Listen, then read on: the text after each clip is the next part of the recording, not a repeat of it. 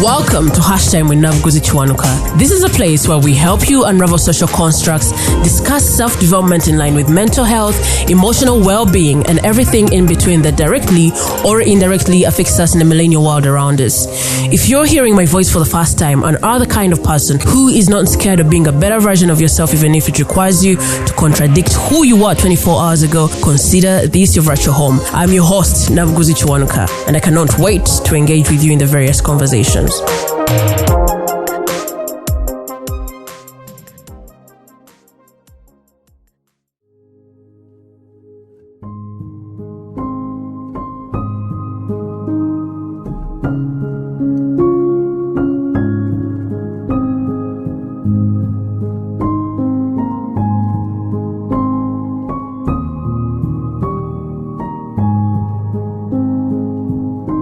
Christmas for most people is about joy, happiness, and merrymaking.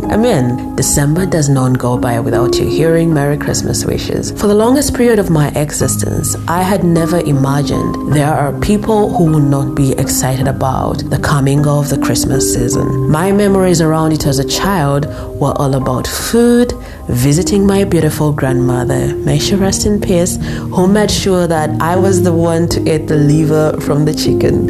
They were always ready before the whole meal, so she called me to the kitchen to devour them. Christmas cards were exchanged in that period. I was 12 when I got to know the real name of one of my beloved non-biological parents. From infancy, he had called me Brown, and so did I him. It was for him to tease me about my dark complexion, but I do not think I returned the name to him in the same spirit. I just ended up calling him Brown, and then on the Christmas of 2005, I had to ask Mom who Dr. Freddy was, only to find out that it was my Brown, and I do not know why I never imagined he had a real name. Christmas tapped into the deepest of joys in everyone's heart around me, or so I imagined. But now here I am as an adult, and the commonest thing I have read or heard from the people I know here in Uganda or those in Nigeria, Kenya, Rwanda, or Zambia is a common dialogue around pre-planned responses, savage ones, surrounding the inquiry into why they have not carried along their plus ones to the festivities. It reminds me of a time when I was seated next to my favorite cousin. We were having a great conversation like we always do, and my uncle, his father, asked me to sit somewhere else and brought my cousin's fiance to take over my seat. He started pairing the ones who had partners and asked those without partners to iron out their relationship issues and be serious. I kid you not. It was in the spirit of humor, but many a times we cross boundaries in our effort to be funny. How many of us know about a family member who attempted suicide when their relationships ended? Some months ago, I shared about a border man who told me about his ordeal and how he contemplated suicide when his longtime lover decided that he was no longer the one for her. With our line of questioning or jokes, how often do we wonder whether we may be triggering someone who is going through a wave of emotions we may not even be able to understand or even help them with? If the person you ridiculed for their lack of a partner told you that they tried to die by suicide over a failed relationship, what would you say to them? Do you have any healthy emotional work plans to help them back on their firm feet, or is it just all about fun and games for you? Have you for a second thought about how your imperceptive intrusiveness may be the straw that breaks the camel's back, that will assure someone that they are indeed less than and should therefore go through with their suicidal plans? You can only make a joke when you're fully aware of one's emotional ability to sustain jokes or inquiries surrounding something personal. And on this, my heart goes out to the women who are struggling with anxiety of being reminded of how unserious they are about birthing a child or how time is running out for them. Yet she has seen the hope of having a child constantly slipping through her hands with the many miscarriages that she has had to deal with. I also sympathize with the woman who is worried about her in-laws' demanding eyes that will make her mind create a montage of the multiple visits to the fertility specialists that have not yet yielded any sustainable results. For some families, this festive season comes with a reminder that a family has grown smaller.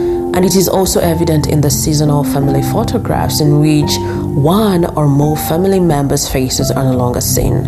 What should have been a joyous Yuletide instead reawakens or intensifies grief for those who have lost people who were largely part of their seasonal experiences. There are other people whose pre-existing mental health struggles are exacerbated by the Christmastide.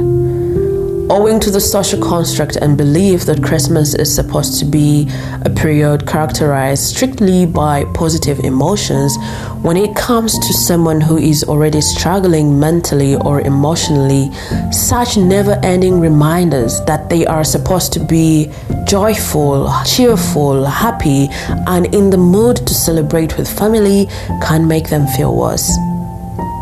These feelings of intense sadness, hopelessness, worthlessness, low energy, and anxiety are deepened by the intensity that comes with the season and are harder to deal with at Christmas when everyone around you seems to be in a good mood, yet you cannot withdraw from them because, again, it is the season to catch up with loved ones.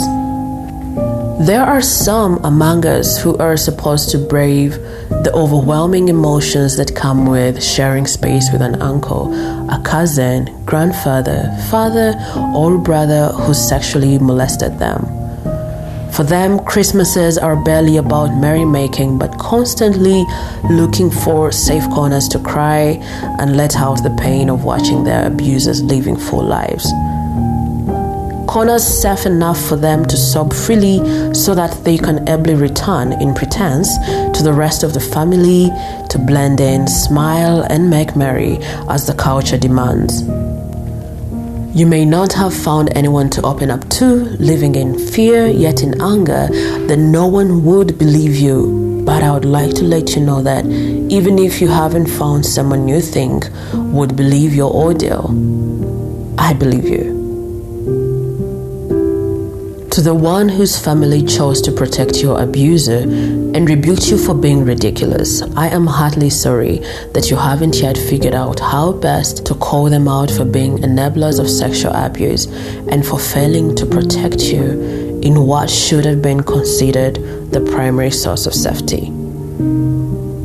To everyone who is struggling to find joy in this season, this journal is here to let you know that you are seen and that your inner cry is loud enough for me to hear. And however hard this may be, I would like for you to practice kindness to yourself. Give yourself the grace to remove yourself from these sickening environments. Again, I know how hard and complex this would be, but you deserve to be heard and seen as opposed to your experiences being trivialized. Namaste.